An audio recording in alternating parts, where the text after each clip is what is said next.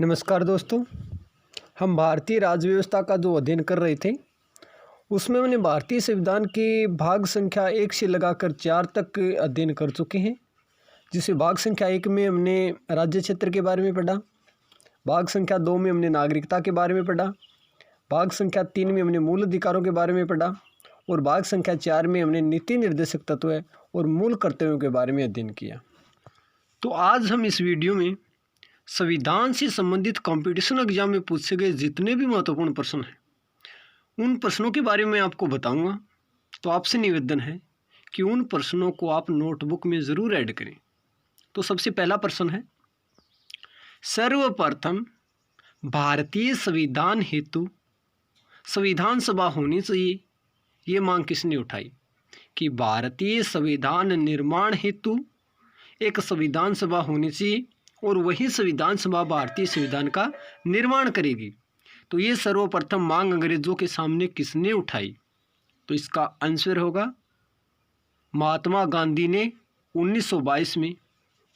महात्मा गांधी जी ने 1922 में ये मांग उठाई कि भारतीय संविधान हेतु एक संविधान सभा होनी चाहिए। अंग्रेजों द्वारा भारतीय संविधान सभा के प्रस्ताव को कब स्वीकार किया गया? गांधी जी के द्वारा जो संविधान सभा का प्रस्ताव रखा गया था, तो अंग्रेजों ने आखिरकार इस प्रस्ताव को कब स्वीकार किया? तो इसका आंसर होगा अगस्त प्रस्ताव 1940 में। अगस्त प्रस्ताव 1940 में इसे अंग्रेजों ने सर्वप्रथम स्वीकार कर लिया कि भारतीय संविधान हेतु क्या होगी? संविधान सभा होगी। अंग्रेजों द्वारा इस प्रस्ताव को स्वीकार करने के बाद भारतीयों ने इस प्रस्ताव को अस्वीकार क्यों कर दिया? क्योंकि अंग्रेज़ों ने तो इस प्रस्ताव को स्वीकार कर लिया था कि आपकी संविधान सभा होगी, लेकिन भारतीयों ने मना क्यों किया? ये बहुत ही अच्छा प्रश्न है। तो इसका आंसर होगा क्योंकि जो संविधान सभा का निर्माण हो रहा था उसमें मुख्यतः भारतीय होंगे। अंग्रेज़ों ने ये प्रस्ताव रखा था कि भारतीय संविधान निर्माण हेतु एक संविधान सभा तो होगी, लेकिन उस संविधान सभा में जो सदस्य होंगे उसमें मुख्यतः भारतीय होंगे। इसका मतलब ये है कि इसमें अन्य लोगों को भी शामिल किया जाएगा, भारतीयों के अलावा अन्य लोगों को भी शामिल किया जाएगा। इसीलिए भारतीयों ने इस प्रस्ताव को अस्वीकार कर दिया और भारतीयों ने कहा कि भारत का संविधान भारत की जनता स्वयं बनाएगी। इसलिए इस प्रस्ताव को क्या कर दिया? अस्वीकार कर दिया। अंग्रेज़ों द्वारा भारतीय संविधान निर्माण हेतु संविधान सभा की मांग को स्पष्ट शब्दों में कब स्वीकार किया? तो इसका आंसर होगा क्रिप्स प्रस्ताव 1942 में। और क्रिप्स प्रस्ताव 1942 में, क्रिप्स मिशन 1942 में जब भारत आया था तो इसका जो अध्यक्ष था वो था सर स्टेपर्ड क्रिप्स। क्रिप्स मिशन का जो अध्यक्ष था वो था सर स्टेपर्ड क्रिप्स। भारतीयों द्वारा क्रिप्स प्रस्ताव को अस्वीकार क्यों कर दिया गया? भारतीयों द्वारा क्रिप्स प्रस्ताव को अस्वीकार क्यों कर दिया गया? तो संविधान सभा का प्रस्ताव रखा गया था, उसको अस्वीकार क्यों कर दिया गया भारतीयों के द्वारा? तो इसका आंसर होगा कि उस संविधान सभा का निर्माण द्वितीय विश्व युद्ध के बाद किया जा रहा था। उस संविधान सभा का निर्माण द्वितीय विश्व युद्ध के बाद किया जा रहा था, इसलिए भारतीयों ने इस प्रस्ताव को अस्वीकार कर दिया। गांधी जी ने क्रिप्स प्रस्ताव को किसकी संज्ञा दी? गांधी जी ने क्रिप्स प्रस्ताव को किसकी संज्ञा दी? तो इसका आंसर होगा दिवालिया बैंक की संज्ञा। दिवालिया बैंक की संज्ञा। द्वितीय विश्व युद्ध के बाद इंग्लैंड में किस पार्टी की सरकार बनी? द्वितीय विश्व युद्ध के बाद इंग्लैंड में किस पार्टी की सरकार बनी? तो इसका आंसर होगा लेबर पार्टी मजदूर दल इटली के नेतृत्व में। लेबर पार्टी मजदूर दल इटली के नेतृत्व में द्वितीय विश्व युद्ध के बाद इंग्लैंड में सरकार बनी। लेबर पार्टी के कैबिनेट स्तर के मंत्रियों का जो आयोग भारत आया उस आयोग का क्या नाम था? तो इसका आंसर होगा कैबिनेट मिशन आयोग। कैबिनेट मिशन आयोग। कैबिनेट मिशन आयोग के सदस्य थे।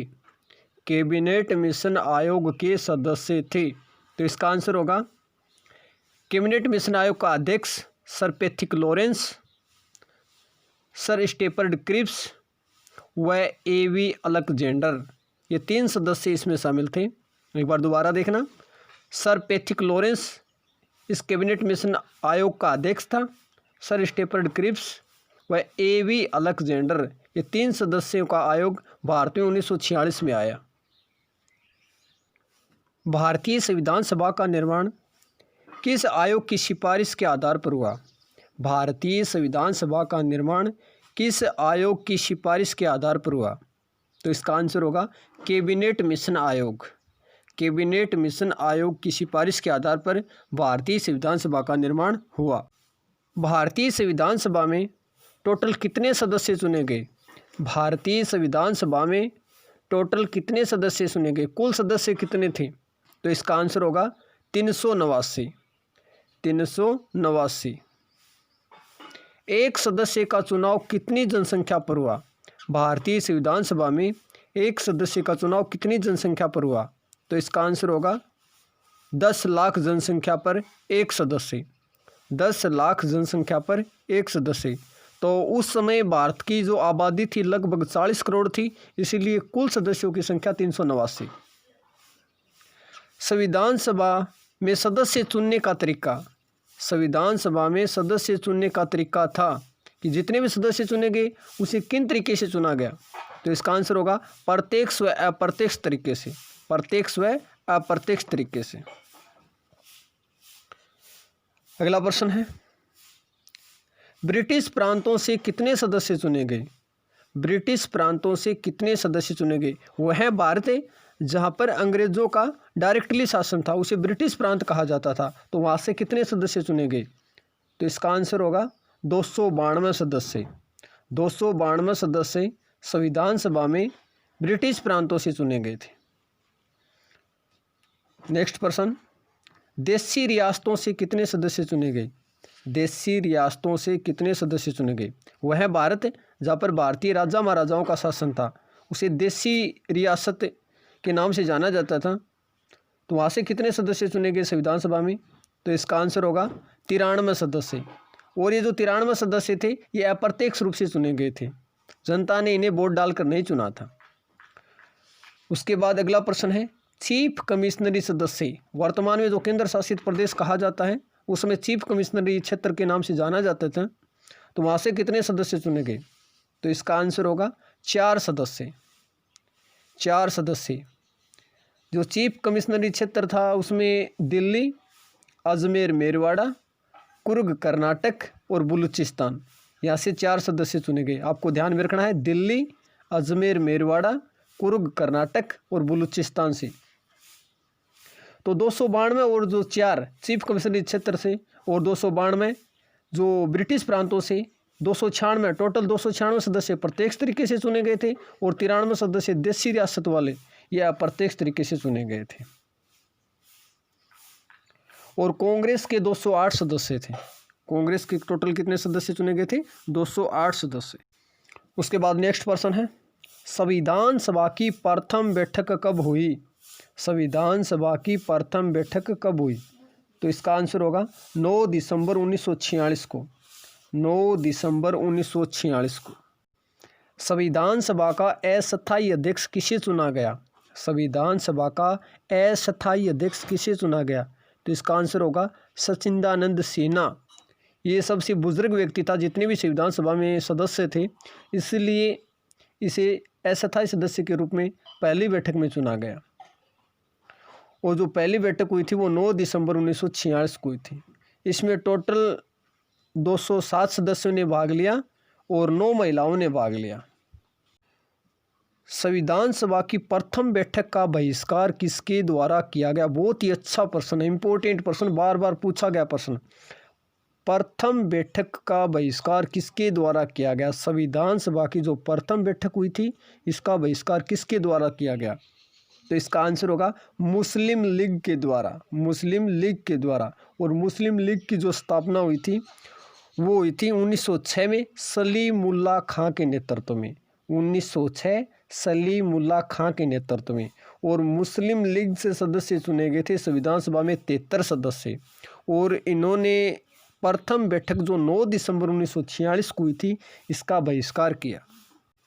मुस्लिम लीग द्वारा प्रथम बैठक के बहिष्कार किए जाने के बाद, दोबारा सुनना, मुस्लिम लीग द्वारा प्रथम बैठक का बहिष्कार किए जाने के बाद यह किसने कहा कि मुझे तो ऐसा लग रहा है कि यह एक ऐसी शादी है जिसकी दुल्हन ही गायब है। प्रथम बैठक का बहिष्कार किए जाने के बाद ये किसने कहा कि मुझे तो ऐसा लग रहा है कि एक ऐसी शादी है जिसकी दुल्हन ही गायब है? तो इसका आंसर होगा ब्रिस्टल चर्चिल। ब्रिस्टल चर्चिल ने ऐसा कहा। संविधान सभा की अगली बैठक कब हुई? संविधान सभा की अगली बैठक कब हुई? 9 दिसंबर 1946 के बाद जो अगली बैठक थी वो कब हुई? तो इसका आंसर होगा 11 दिसंबर 1946 को। 11 दिसंबर 1946 को। और इसी में संविधान सभा का जो स्थायी अध्यक्ष था डॉक्टर राजेंद्र प्रसाद को चुना गया, जो बिहार से संविधान सभा में चुने गए थे। तो इसी में अगला प्रश्न बना सकते हैं कि संविधान सभा का स्थायी अध्यक्ष कौन था? तो इसका आंसर होगा डॉक्टर राजेंद्र प्रसाद, जो संविधान सभा में कहाँ से चुने गए थे? तो इसका आंसर होगा बिहार से चुने गए थे। डॉक्टर राजेंद्र प्रसाद को संविधान सभा में कहाँ से चुना गया था? बिहार से। पंडित जवाहरलाल नेहरू के द्वारा संविधान सभा के समक्ष उद्देश्य प्रस्ताव कब रखा गया? दोबारा सुनना, पंडित जवाहरलाल नेहरू के द्वारा संविधान सभा के समक्ष उद्देश्य प्रस्ताव कब रखा गया? तो इसका आंसर होगा 13 दिसंबर 1946 को। 13 दिसंबर 1946 को। उद्देश्य प्रस्ताव क्या है कि हम जिस भारत के भावी संविधान का निर्माण करने जा रहे हैं उसके उद्देश्य क्या होंगे, सरकार इन उद्देश्यों के आधार पर किस तरह से कानून का निर्माण करेगी, और ये विविधता भरा जो देश है इसमें शासन व्यवस्था कैसे चलेगी, कानून कैसे बनाए जाएंगे, जो महत्वपूर्ण उद्देश्य थे वो संविधान सभा के समक्ष रखे गए 13 दिसंबर 1946 को। और किसके द्वारा रखे गए? पंडित जवाहरलाल नेहरू के द्वारा। उसके बाद बहुत ही अच्छा प्रश्न है कि 13 दिसंबर 1946 को पंडित जवाहरलाल नेहरू के द्वारा रखे गए उद्देश्य प्रस्ताव को संविधान सभा ने कब स्वीकार किया? रख तो दिया 13 दिसंबर 1946 को, लेकिन संविधान सभा ने कब स्वीकार किया? तो इसका आंसर होगा 22 जनवरी 1947 को संविधान सभा ने इन्हें स्वीकार किया। रखे थे 13 दिसंबर 1946 को, लेकिन संविधान सभा ने कब स्वीकार किया? 22 जनवरी 1947 को। भारतीय संविधान का प्रारूप किसके द्वारा तैयार किया गया? बहुत ही इम्पोर्टेंट प्रश्न है, बहुत ही मोस्ट प्रश्न है कि भारतीय संविधान का प्रारूप किसके द्वारा तैयार किया गया? तो इसका आंसर होगा BN राव, जो संवैधानिक सलाहकार था, इसके द्वारा भारतीय संविधान का प्रारूप तैयार किया गया। अगला प्रश्न, इस प्रारूप पर विचार विमर्श करने हेतु किस समिति का निर्माण किया गया? जो प्रारूप BN राव ने तैयार किया था, इस पर विचार विमर्श करने हेतु कौन सी समिति बनाई गई? तो इसका आंसर होगा प्रारूप समिति। प्रारूप समिति। प्रारूप समिति को ड्राफ्टिंग कमेटी व पांडुलेखन समिति के नाम से भी जाना जाता है। प्रारूप समिति के उपनाम नोट करना है आपको, ड्राफ्टिंग कमेटी व पांडुलेखन समिति। उसके बाद अगला प्रश्न, प्रारूप समिति का अध्यक्ष कौन था? प्रारूप समिति का अध्यक्ष किसे बनाया गया? तो इसका आंसर होगा डॉक्टर भीमराव अंबेडकर। डॉक्टर भीमराव अंबेडकर। प्रारूप समिति का निर्माण कब किया गया? प्रारूप समिति का निर्माण कब हुआ? तो इसका आंसर होगा 29 अगस्त 1947। 29 अगस्त 1947। और इसमें कुल सदस्यों की संख्या 7 और इसका जो अध्यक्ष था वो डॉक्टर भीमराव अंबेडकर। संविधान सभा में कुल महिलाओं की संख्या कितनी थी? संविधान सभा में कुल महिलाओं की संख्या कितनी थी? तो इसका उत्तर होगा 15। संविधान सभा में एकमात्र मुस्लिम महिला, संविधान सभा में एकमात्र मुस्लिम महिला थी, तो इसका आंसर होगा बेगम अयाज रसूल। बेगम अयाज रसूल एकमात्र मुस्लिम महिला जो संविधान सभा में सदस्य के रूप में चुनी गई। उसके बाद अनुसूचित जाति से संविधान सभा में कितने सदस्य चुने गए? अनुसूचित जाति से संविधान सभा में कितने सदस्य चुने गए? तो इसका आंसर होगा 26। उसके बाद अगला प्रश्न, अनुसूचित जनजाति से संविधान सभा में कितने सदस्य चुने गए? अनुसूचित जनजाति से संविधान सभा में कितने सदस्य चुने गए? तो इसका आंसर होगा 33। राजस्थान से संविधान सभा में कुल कितने सदस्य चुने गए? राजस्थान से संविधान सभा में कुल कितने सदस्य चुने गए? तो इसका आंसर होगा 14 + 1 15। 14 + 1 15। 14 + 1 का मतलब है एक सदस्य केंद्र शासित प्रदेश अजमेर मेरवाड़ा से, इसलिए 14 + 1 = 15। कुल सदस्य 15 चुने गए। भारतीय संविधान कब बनकर तैयार हुआ? भारतीय संविधान कब बनकर तैयार हुआ? तो इसका आंसर होगा 26 नवंबर 1949 को। 26 नवंबर 1949 को। भारतीय संविधान आंशिक रूप से कब लागू हुआ? भारतीय संविधान आंशिक रूप से कब लागू हुआ? तो इसका आंसर होगा 26 नवंबर 1949 को। आंशिक रूप से इसका मीनिंग है कि थोड़ा सा अंश, मात्र 16 अनुच्छेद उस दिन लागू हुए थे और बाकी जो बचा हुआ संविधान था वो 26 जनवरी 1950 को लागू हुआ था। तो आंशिक रूप से अगर आपसे पूछा जाए तो इसका आंसर होगा 26 नवंबर 1949 को भारतीय जो संविधान था वो आंशिक रूप से लागू हुआ। और इसी दिन 26 नवंबर को विधि दिवस के रूप में मनाया जाता है। 26 नवंबर को विधि दिवस के रूप में मनाया जाता है। उसके बाद अगला प्रश्न, संविधान सभा की अंतिम बैठक कब हुई? संविधान सभा की अंतिम बैठक कब हुई? तो इसका आंसर होगा संविधान सभा की अंतिम बैठक 24 जनवरी 1950 को हुई। संविधान सभा की अंतिम बैठक 24 जनवरी 1950 को हुई। संविधान सभा के कुल कितने अधिवेशन हुए? संविधान सभा के कुल कितने अधिवेशन हुए? तो इसका आंसर होगा 12, और जो 12वां था वो 24 जनवरी 1950 को हुआ था। नेक्स्ट प्रश्न, संविधान पर कुल कितने सदस्यों ने हस्ताक्षर किए? संविधान पर कुल कितने सदस्यों ने हस्ताक्षर किए? तो इसका आंसर होगा 284 सदस्यों ने। 284 सदस्यों ने संविधान पर हस्ताक्षर किए। टोटल संविधान सभा में तो 389 सदस्य थे, लेकिन हस्ताक्षर 284 सदस्यों के द्वारा किए गए। प्रथम बार हस्ताक्षर किसके द्वारा किया गया? संविधान पर प्रथम बार हस्ताक्षर किसके द्वारा किया गया? तो इसका आंसर होगा पंडित जवाहरलाल नेहरू के द्वारा। पंडित जवाहरलाल नेहरू के द्वारा। उसके बाद अंतिम हस्ताक्षर संविधान पर किसके द्वारा किया गया? अंतिम हस्ताक्षर संविधान पर किसके द्वारा किया गया? तो इसका आंसर होगा डॉक्टर राजेंद्र प्रसाद के द्वारा, जो संविधान सभा का स्थायी अध्यक्ष चुना गया था। संविधान सभा का स्थायी अध्यक्ष चुना गया था। उसके बाद अगला प्रश्न है, भारतीय संविधान हेतु बनाई गई संविधान सभा, भारतीय संविधान हेतु बनाई गई संविधान सभा के महत्वपूर्ण कार्य बताइए। भारतीय संविधान हेतु बनाई गई संविधान सभा के महत्वपूर्ण कार्य बताइए। तो इसका आंसर होगा नंबर 1 भारतीय संविधान का निर्माण करना, और नंबर 2 संसद के रूप में कार्य। उस समय संसद तो थी नहीं, तो संसद के रूप में भी कार्य करती थी। जब ये संसद के रूप में कार्य करती थी तो इसकी अध्यक्षता जीवी मालवंकर करते थे, और जब ये संविधान निर्माण का कार्य करती थी तो इसकी अध्यक्षता डॉक्टर राजेंद्र प्रसाद के द्वारा की जाती थी। उसके बाद में नेक्स्ट प्रश्न, भारतीय संविधान ने संसद के रूप में कार्य करते हुए क्या महत्वपूर्ण कार्य किए? संविधान सभा ने संसद के रूप में कार्य करते हुए क्या महत्वपूर्ण कार्य किए? तो इसका आंसर होगा नंबर 1 प्रथम राष्ट्रपति डॉक्टर राजेंद्र प्रसाद का चुनाव। प्रथम राष्ट्रपति डॉक्टर राजेंद्र प्रसाद का चुनाव। और नंबर 2 प्रथम संविधान संशोधन 1951। प्रथम संविधान संशोधन 1951। ये 2 महत्वपूर्ण कार्य संविधान सभा के द्वारा किए गए। उसके बाद में नेक्स्ट प्रश्न, 15 अगस्त 1947 से 26 जनवरी 1950 तक भारत में शासन व्यवस्था किस अधिनियम के द्वारा चलाई जा रही थी? बहुत ही अच्छा प्रश्न है।